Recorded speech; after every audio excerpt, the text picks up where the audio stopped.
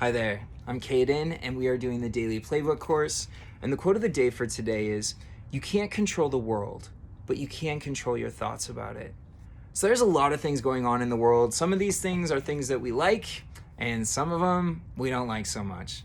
And what we can do is when we catch one of those thoughts that we don't like, when we see somebody that we don't like, for instance, on television, or if we see a problem that is disturbing to us or upsets us in some way, what we can do is we can shift from focusing on the problem to turning it around and focusing on instead the solution. So if we are solution minded, you see a problem and you find a way that you can be a part of fixing it.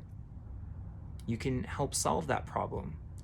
Let's say there's a cause and there's a commercial and it really affects you, and you see this cause, and maybe it's, poverty, and you just feel this in your heart, this calling in your heart to do something, or you're really upset about it and you don't know what to do. Sit with that feeling and ask yourself, how can I help? How can I contribute? What can I do to give back? And when we go from that mindset, we become really effective and helpful in the world, and we make the world a better place. I know that's a cliche thing we hear a lot, but it's true. If you ask yourself, how can I be a part of the solution?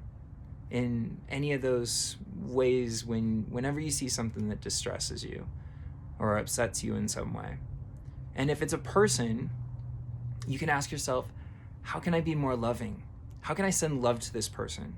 How can I see this differently? When we really dive into humanity and we understand that everybody has flaws, everybody has faults, everybody's got it wrong sometimes. And by extending forgiveness, not to be boastful about it and be like, oh, I forgive you. No, but to just really extend forgiveness and to see yourself as a brother or a sister on this planet to other beings that sometimes get it wrong too. If you can really extend that gift, you really do make the world a better place.